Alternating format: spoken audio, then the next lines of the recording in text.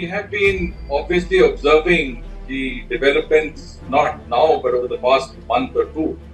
And developments, of course, have been very dramatic over the last few days. Groundswell movement was initially on the quota issue, but later went on to demand a sort of an end to the government of Prime Minister Sheikh Hasina. I would also look at it as an economic factor, and clearly, of course, as we have always said, opportunists, whether it's the opposition BNP or it's the Jamaat-e-Islami, which is the radical, pro-Pakistan Islamist grouping that is very active on the streets. They have joined the protests and they have actually brought in that violence into the protests. You cannot rule out the involvement of foreign powers who are inimical to Bangladesh's interests and frankly to our security interests also. We are seeing some very dramatic visuals from Bangladesh right now. Prime Minister has reportedly fled the country, and there are also reports that there is a possibility of a military takeover.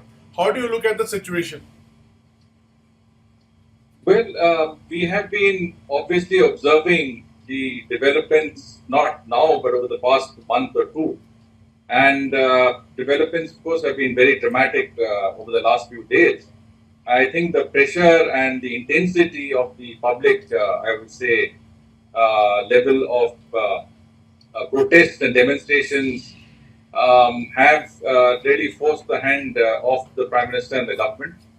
And I think, as you say, Prime Minister has left the country, and there is obviously going to be a period of martial law under the army.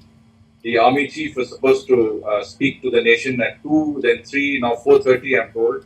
So at some stage he will come out and explain what the situation is. Meanwhile, we have seen that a lot of people have been out on the streets. Some of them have also entered Gonabon, which is the residence of the Prime Minister.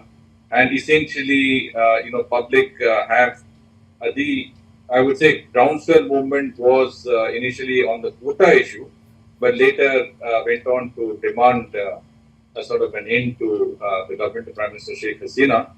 And at least for the time being, having achieved their ends, the expectation is that the protesters will go back to their homes.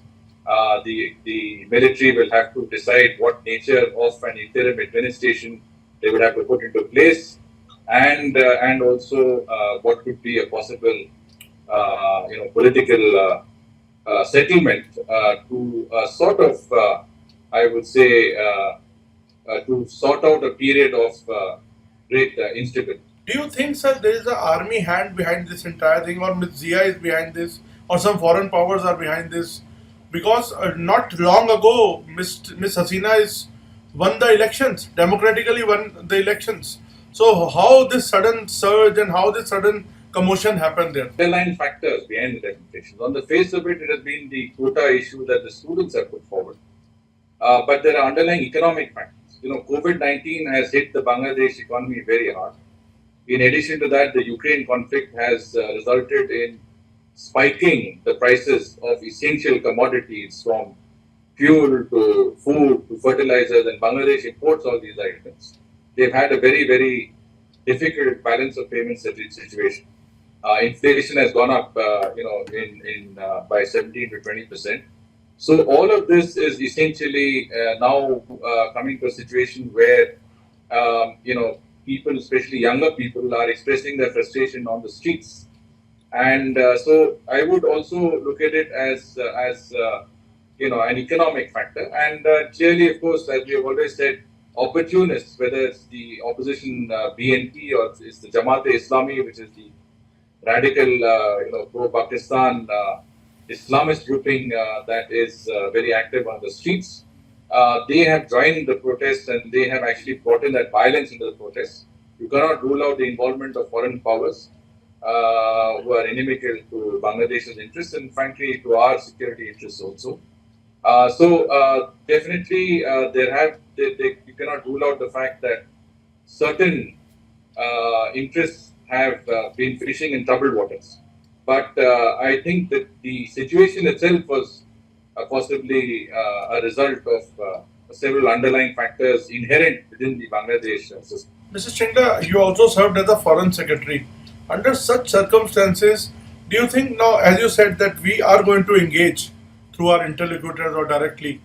So, how easy will it be for India now? Because India has backed Sheikh Hasina, and we had a wonderful chemistry between the two democracies. We have seen de-radicalization. We have seen, people, terrorist organizations being called out there and caught and handed over to India. We have seen a massive drop in the smuggling.